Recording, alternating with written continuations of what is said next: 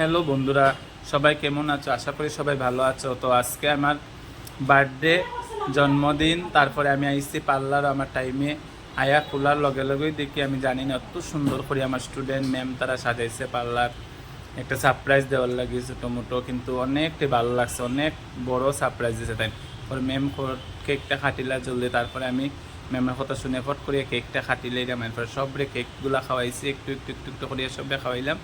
তারপরে আমারও তো একটা কর্তব্য, তার জন্য আমি সিঙ্গারা আর একটা একটা মিষ্টি লিয়ে আইছি। তো সবরে একটা মিষ্টি মুখ করাই লিছি, যেহেতু তারা আমার কেক খাওয়াইছে, তারা লাগিয়ে আমি একটু মিষ্টি মুখ করাই লিছি।